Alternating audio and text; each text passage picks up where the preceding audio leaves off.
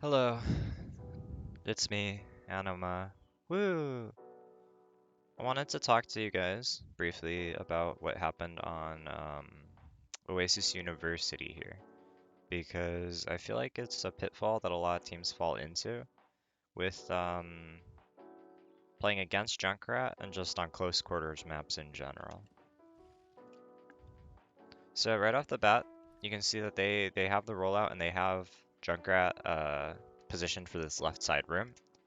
No one really wants to roll out Coast because typically you only have your mobile heroes meet over here who don't have to be afraid of getting Lucio booped.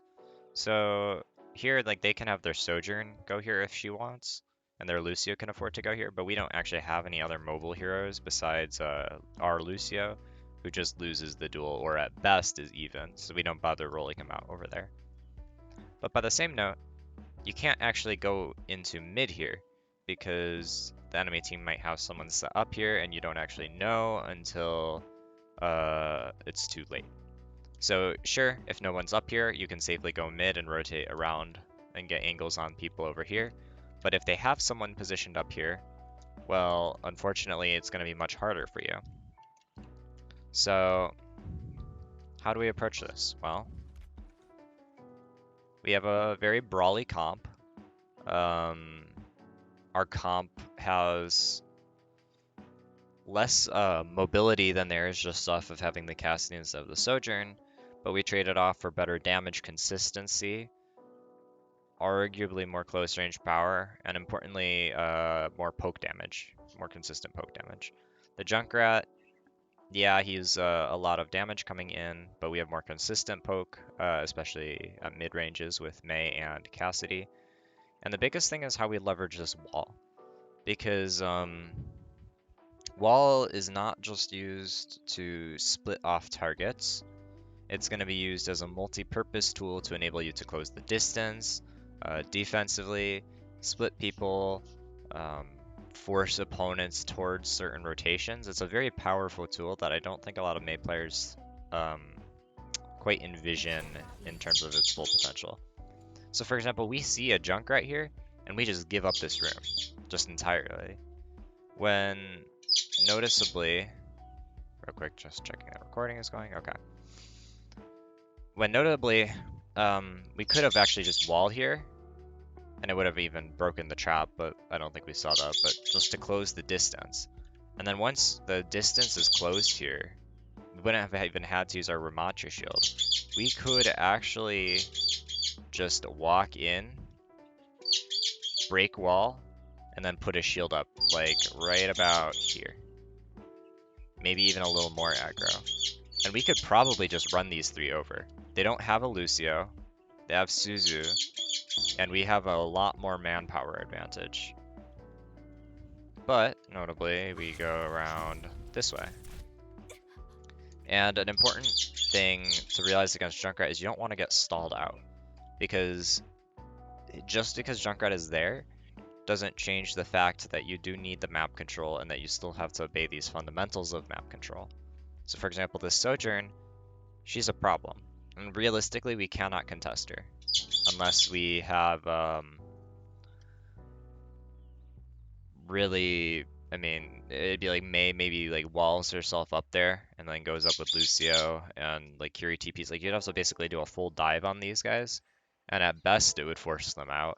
At worst, we would just waste a bunch of time and create openings for their team. And note, like, their Kiriko is low, but we just have nothing. Or like if we were here and looped back this way again, we could do a wall right here and run over their Ramatra. There's nothing that they would be able to do about it except for TP onto him and Suzu, which might buy them time.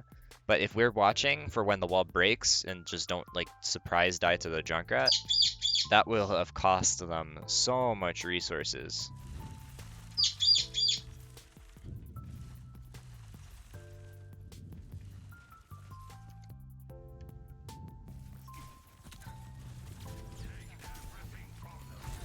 So we're just sitting here getting hammered from multiple angles, see? Instead of committing onto one of them, and the fact is we cannot commit onto the Sojourn. Excellent.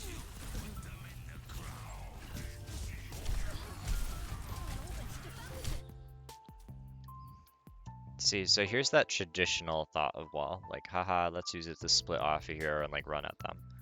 But the problem that we're not really looking at here is what is happening with the broader map control at the same time. See, so we finally break this, but what we can do is we don't need all 5 people to chase around this way. So what you're doing is you're clearing this out, and then Cassidy should actually be here. Cassidy can be here. They can duel the Soj, duel the Lucio, and shoot at them. And they have a mini here. Our Lucio or Kiriko could stay here too if they wanted. But this is just probably Ramatra, Lucio, and Mei. I don't think you actually need everyone. You could actually swing your Kiriko out to here probably, and have her able to heal both, and just have her chill here while the rest of the team pinches in. Because remember, the goal of forcing out through this push is actually eliminating a source of map control.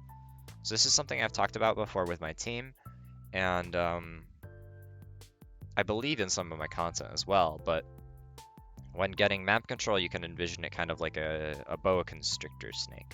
So you have to wrap around the outside, remove any outside sources of influence. So like you basically wrap around them and then slowly pinch in to constrict them. So in this case, we're wrapping around this way. They actually abandoned that top angle themselves. And once we have people here and people here who could even swing back this way even more if they wanted, then we slowly constrict and pressure them. Because look what would have happened if we had our Cassidy here as our Mei and Ramatra just started swinging out this way and forcing these people in and isolating them. The enemy team would have no map control, and what they would have to do is probably circle around this way again. And if that happens, we can actually meet them much more easily with our Mei because they're already on the back foot and rotating. Their Sojourn could maybe go back up here if she wanted, but by this point their whole core has been so destabilized, I mean just look at this Junkrat, that they wouldn't really stand a chance. See, so this Ramatra coming in, he could die if we just went for a wall here. But by the same note, I actually would recommend walling this right here. Because if we wall off that Sojourn, and she has to use her jump to get into impact, to have any impact, she should be pretty free food. By the same note, we could wall here, and I think it's probably fine, but that would be walling off our own Ramatra, which is probably more problematic. You have to remember that reasonably, our wall isn't actually going to be stopping that many people here. Junkrat can go over it, Sojourn can go over it, Lucio can go over it, Kiriko can go over it. Ramatra is the only one really blocked by it, except if you wall in here where it's tall enough to be difficult to go over. But what it does is it breaks LOS briefly and creates opportunity and disarray. So like look how free though that Soj would have been if we had a Cassidy back in the mini room. Like if we left him at a point along our rotation. And by the same note, our Ramatra is going like in. And like he's really looking for the kills here. But our backline isn't actually in a very stable state. And this would have to be a communication aspect, because now he's the one being forced into point, because this has become an unstable, like he can't survive here. He's already too low. But then ducking into here is actually a false illusion of safety because he's split off from the team. And our backline gets picked off as well.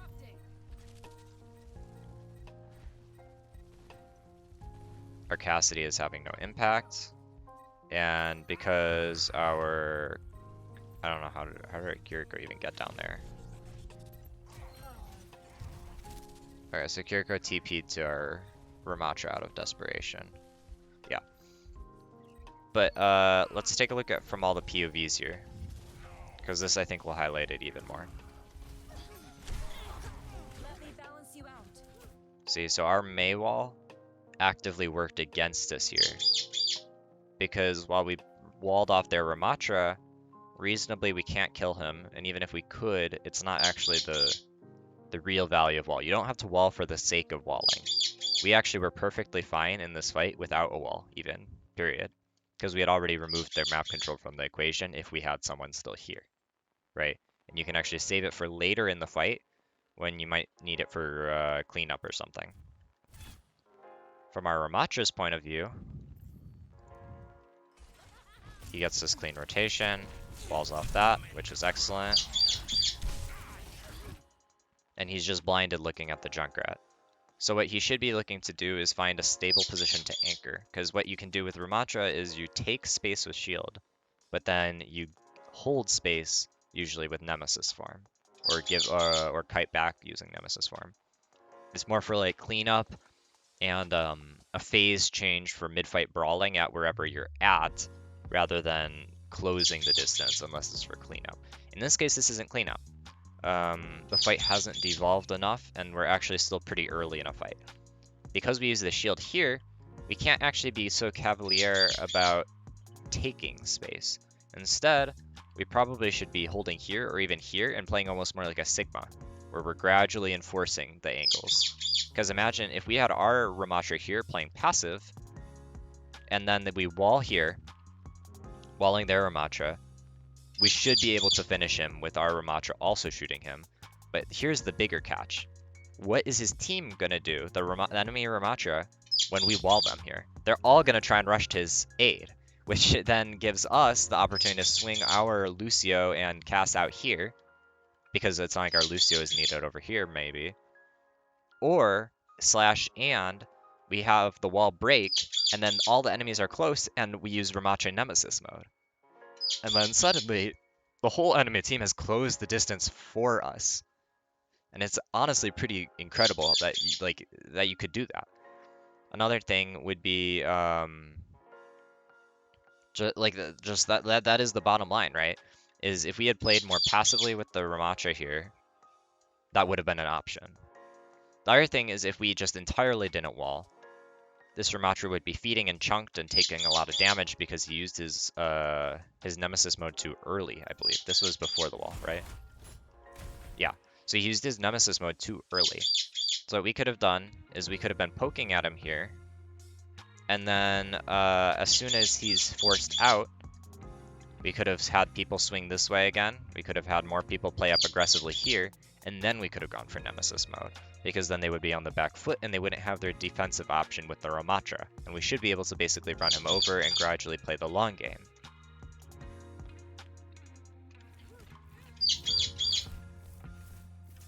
Our Kiriko actually probably should be, like I said, I think looking to play here, probably. Which once again is kind of a part that kind of bites with our Ramatra playing further up. Because that way she has LOS on the Cassidy and the Ramatra. Kiriko usually wants to position at an intersection between two angles. So she wants LOS on the off angle, but also LOS on main.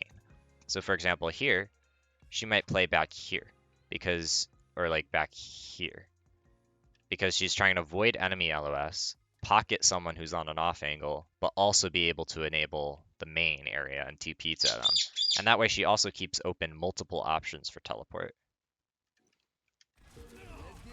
So for example, when we move in here,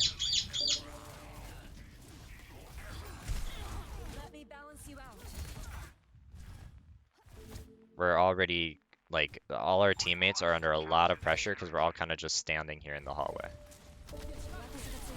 And then, of course, TPing into the middle is never the answer. I know, obviously, you're interested in bailing out your tank doing stupid stuff and who's feeding, honestly. But no matter what, you gotta prioritize your life first. It's like the airport thing, or airplane thing. You can't put on your friend's oxygen mask before you go on your own. You cannot help your tank if you are in a destabilized location as well. So the answer here would probably have been to, let's see. So your answer here to reestablish LOS probably would have been a rotation this way, because that opens things up a little more. See? Because he was fine even up until here. And you would still be able to heal him right now, right now, right now, right now. And now this gets a little tricky because he's backing off so much.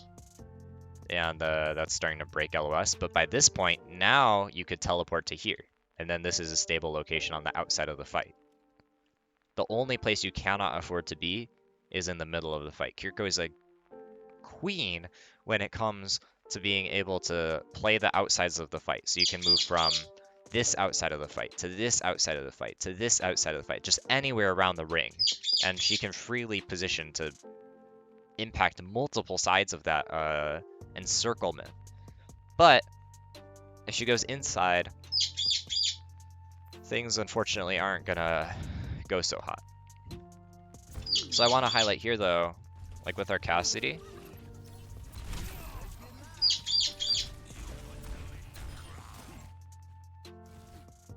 he's so busy looking at the front line that he forgets that he is actually the one who should be on an angle right now. Mei is more filling in for, I call her a utility hero, but she plays more similarly to something like,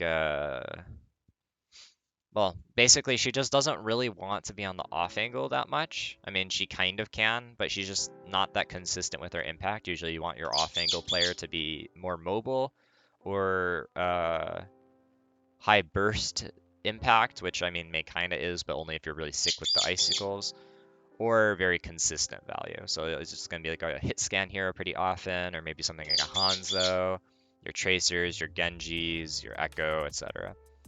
Here, he is our off-angle power. So what we've historically seen in like Overwatch 1 metas is you would have your Ryan go down main, you would have your Lucio go down main with Ryan and Mei, the three of them. Bap might be with them as well. And then the Diva would be playing at like a slight off angle from them. And then Cassidy would look to branch out into slight off angles. So he might go here and like isolate some LOS of some of these enemies and just hammer at the Ram or hammer at these people like the Kiriko. More importantly, he would do this, which is what I talked about earlier, where he kind of stations himself a little bit back in space that we've already cleared. He doesn't have to be too far from the team. So for example, right here is literally perfect. And he has this mini, he has multiple doors, but if he 2-taps this Sojourn right now, or this Lucio, or literally anyone, they're in trouble. The bigger thing is that these guys are going to have a hard time forcing him out, because he has the mini, he has Kiriko near him, and this Mei is near him too. And he's behind cover, they don't have that good of cover. Like all the factors are aligned. You could be like right here even, completely isolating out the Sojourn and instead shooting the Rat and the Kiriko. So missing this angle was just honestly immeasurable in impact. And now what you see here is because this is where all the attention is. It's literally the front line where their Ramatra is, their Junkrat shooting, all of that. He's eating so much Junkrat damage. And not finding the targets that he wants as much. And then as soon as this off angle does open up, well, A, it's too late because we're in disarray, but B, he's too afraid to take it. Because, for example, if we rotate to here, this is probably the one spot where if you were an XZ kind of guy, or a Lip, or some other elite Overwatch League hit scan DPS, like maybe a Hydron, a Kai, just like any of them. Just pick your favorite hit scan DPS. They might be able to clutch it here. Because if they have the aim, they have the angle isolation, they could lock down this angle, and Mei can hit this angle. And she has the mini, she has sustainability, she could even go even further to here. And we have a crossfire, still binding them. So if these guys push up into a Ram and kill him, which they presumably should, you never know. There still might be something in the cards. I don't like the odds of it, but it's possible. So we can look at one more player here for kind of some reference on what's going on with our Lucio.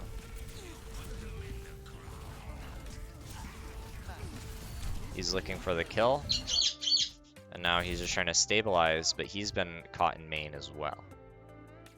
So usually with Lucio, you're going to want to help your team with the initial rotation, but then look to branch out into some off-angle value after that initial hit, and then branch back in, reconvene back with the core for the cleanup.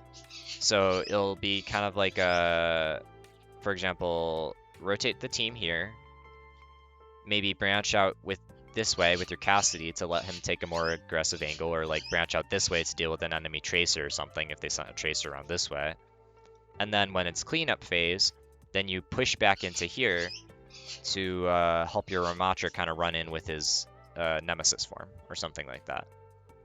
So you have this kind of in then out then in pattern. So I think we've really cooked that fight enough. Our iffy wall management, iffy tank aggro, and etc. kind of pose some problems, but because something you have to remember is this composition that we were playing, or are playing, is actually a poke and brawl hybrid. So the enemy composition, basically the same at this point, but they probably have they have more firepower but less utility in their kit, basically, with the Mei versus the Junkrat. But we don't actually need to just like run in and brawl and use Nemesis form. Nemesis form is a tool. It's a means to an end. But we don't have to use it if it doesn't match the ends that we're looking for. So a lot of time, you're going to want to just play for your neutral value, not going into that mode, and then look for it later. Because having a Ramatra running in ahead of the team so far, well, the team can't really follow him. Now, if we look at this, it raises some warning signs, I would say. The Junkrat isn't cleared out. We don't have anyone putting pressure on him from an off angle. We don't really have enough people here to run at him as a team. And our Ramatra is exposed right now to multiple angles of fire. So if he goes this way, the Soj is still probably able to shoot him. If he goes this way, the Junk is still probably able to shoot him.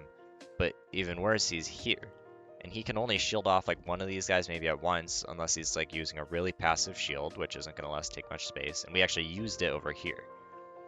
So what you might do is you might take the slow poke fight here to force out the Soj first, and then you would gradually expand the angles. Or better yet, of course, just force this guy out first. Like, that's totally fine. You can do like a double back. Now, the thing that is good for us is we have these two coming up to clear this high ground. So if this goes correctly, we could actually see some very good map control for our team. So our Soj peels back. I'm curious what happened there. Yeah, so he just gives up. He went back briefly because he didn't have run, or his dash rather. But really, he probably should be rocket booting up to here with his Lucio. Because once you have this angle, suddenly this Ramatra is so much more threatened, this Junkrat is so much more threatened. For example, if you land an E right here, and then also have your Ramatra and Mei push in here, he has to leave this side of the map, and then it's completely won over for you. Unfortunately, we don't actually end up setting up our Sojourn on the off angle. And now their Sojourn has it again for free. Our Lucio is not really doing anything. Okay. Interesting. The wall is missed. I want to point out, though, that this accomplishes nothing. These two are carrying the fight if anything happens here, or rather the Soj specifically and the Lucio in the process of enabling him. Because anything that Ramatra is doing from here, he could do better from right here. It's just a fact. Because we would force out the Junk, we would have a more stable positioning for our backline, and we could probably push up a little more here to break LOS and then hold this space with Nemesis for him if we needed. But the problem with this is we have no way, once again, of forcing out that Junkrat effectively. And even if we land the successful wall here, well, what happens? Kiriko TPs to here, keeps the Ramatra up. Sojourn uses her dash to come up to here, or she dashes this way, or like literally anywhere, and Lucio doesn't give a damn. So this wall doesn't accomplish anything. But the wall that might accomplish something would be a later fight wall. So let's watch carefully. Right about now is when you would maybe wall. Because now that he's used Nemesis form, I mean, sure, it might have been in response to the wall, but once he uses Nemesis form, that's when he's more vulnerable after it.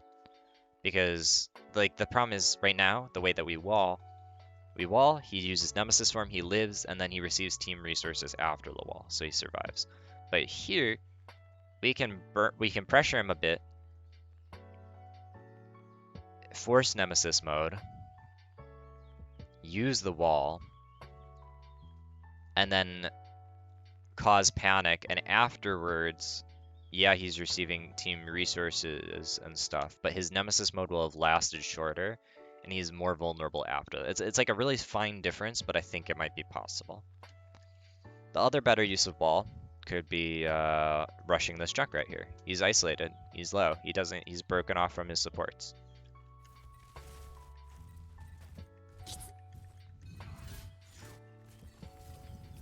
Yeah, there's that finally. This is nice, we finally have some off angles. Our Ramatra is very aggressive, but I'm curious what happens there.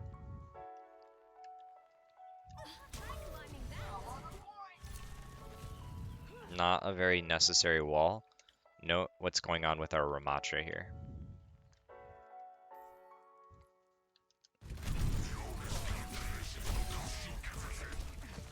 He's going for the off angle play, which is kind of a high risk, high reward thing, but something that Ramatra can do. But what he needs to recognize is, of course, that he's going to be in a very unstable location soon. So what you would actually do is you would use your Nemesis form to about here, and then as soon as they're out of range and like out of reach, you don't want to end up here, right? You want to stay on the off angle. So what you would do is, now that you force them into a disadvantaged position, you would manually end your Nemesis mode, put up your shield here, and then hold this space as an off angle threat. And if they start to push you, I mean, you're not really worried. You have Nemesis mode and you have a Mei watching you and stuff. And you're just here hammering at their backline. Soj really should be here. I don't know why she dropped. Let's see.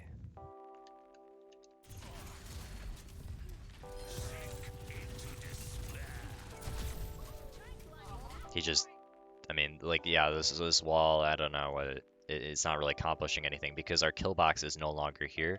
Our kill box should be here. So Soj really should be shifted to here, because if they can't really pursue her, if this Lucio even looks our way, we can just boots back over to here, and then we're pretty happy with it because we don't care. We don't even need this space, actually. While it is our kill box that we're looking at with our Ramatra going here, it's not necessary. We can literally just wait for them to touch point. You'd have our Soj AFK up here until they touch point, and I'm happy. Similarly, we could have our Ram sit right here, like bodyguarding this room, and I would be happy. That's literally enough. Our Lucio is cooking something. But see, right now our Ram is using his Nemesis mode, but there's no other pressure from another angle. They're really just not that concerned about anything. And then now all of that careful map control that we had by forcing them out from this map, we've just given up. So for example, our Mei here,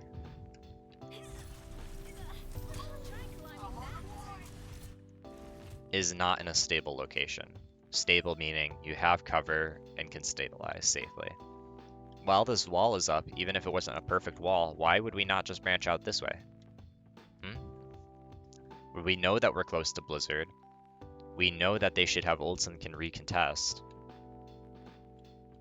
Even if we wanted to be in a rush, that means we should be playing here. because then we can use this as a more stable location and maybe kite back to here if needed. I would personally recommend just playing here. I don't think we actually needed the rush because we don't care about this space and pushing into it. Because remember, Nani.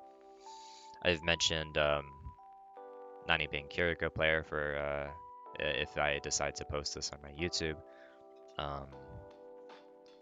You want about half of your rush to be engagement speed space, and then half of your rush to be where the fight is actually at. So here, well, we don't need the fight here.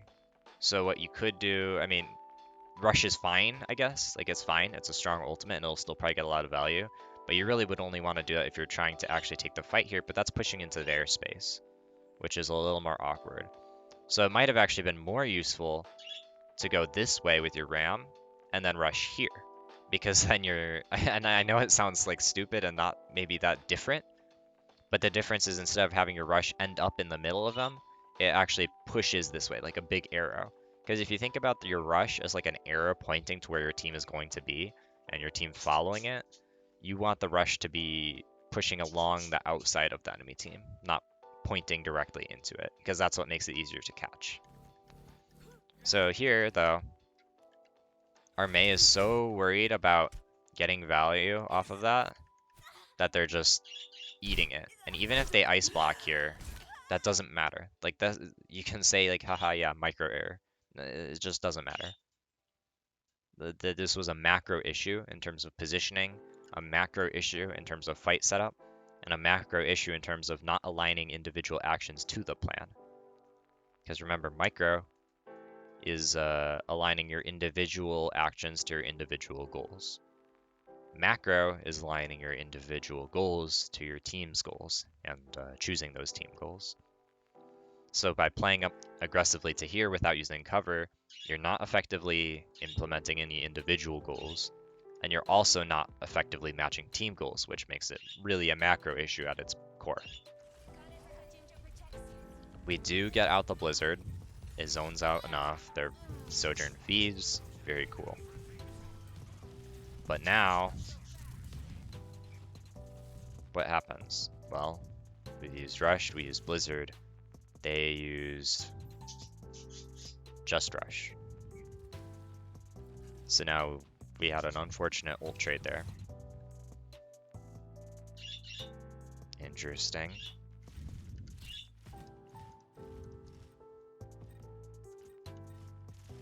Our Sojourn is in the most passive angle here ever, bro. This is where our Sojourn should be. Or this. Or this. Or this, even. They have the boots. They can get out if they need. And honestly, I don't think Mei is effective up here. She's not as consistent of a duelist. Her E isn't as, like, she's not able to zone people as effectively here, and her wall is useless up here. It's almost impossible to land a good wall from this angle, or even really any of them. Meanwhile, her wall is oppressive in this room, and this room also gives her a lot more safety here because she doesn't have mobility to get out. So she wants to ice block in a stable location compared to Soj, who can literally just leave if she's in an unstable location. So I'd rather have Lucio and Soj up here dueling and looking for angle value, while Mei is in here probably, and Ramatra is also probably like here. And then Kiri could be here perhaps, where she's able to heal the Soj, also able to heal the Mei and the Ramatra who are over here. Or maybe you could even have your Mei or your Ram here, your Mei here, because if they push you, you can just wall and then fall back, and then your Kiriko here. Right? There's options. You have the map control. You can afford to play more spread out if you have the map control.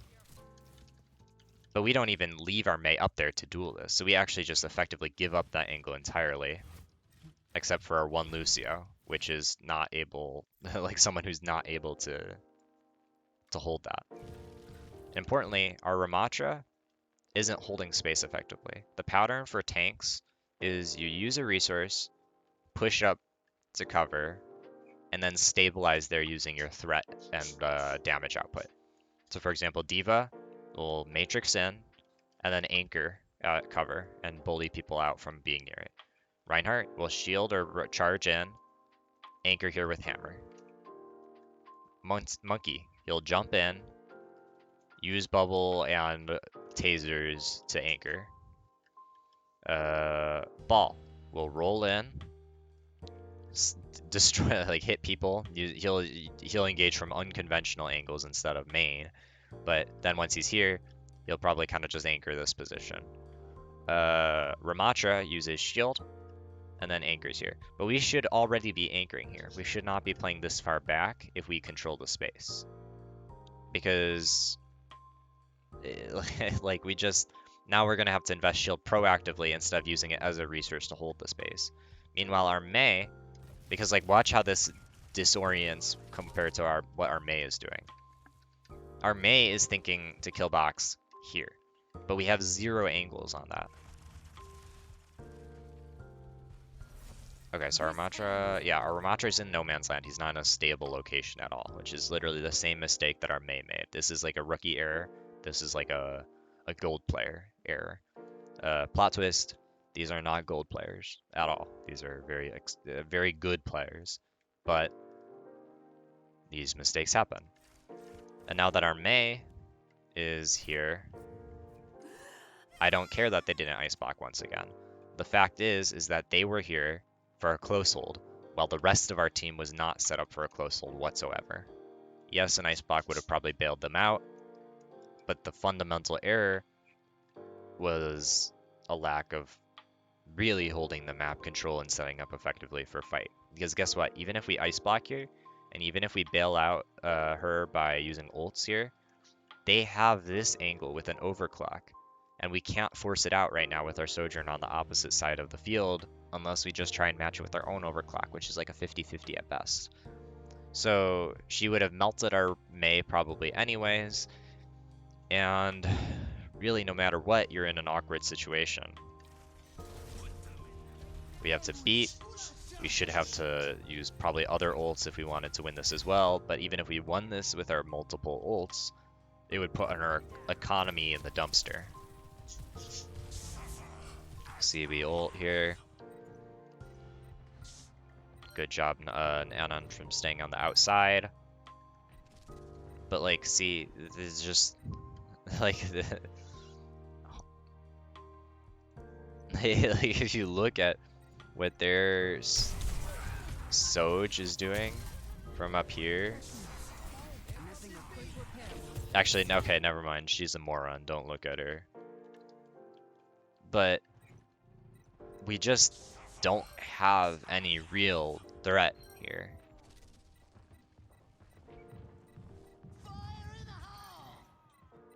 Yeah, so enemy team fumbled that too, though. They've had to use 4 ults for our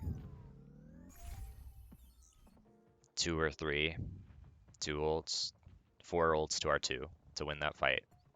They should have only had to invest 3 to our 2, because usually it's whoever has the map control can invest, to overcome map control, you have to invest like 1 more ult usually than the opponent does. So because map control is like about 1 ult's worth of advantage, so to speak. A very rough metric, but. So now we're off the Mei. We clear out the high ground using a tracer. But look at these guys who are under 0 pressure. And look at our Soj who somehow dies with overclock because they go in through main. Is that what I'm seeing correctly?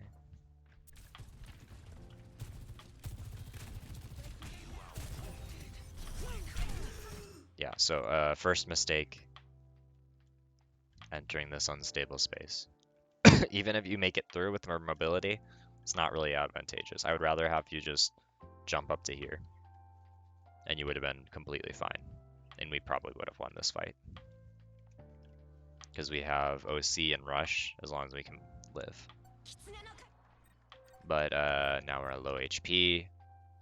Kiriko needs to be in main with Ramatra. Lucio doesn't have that much burst healing. And note that the enemy team is able to pretty comfortably hold this high ground still. And at this point, it's all over. So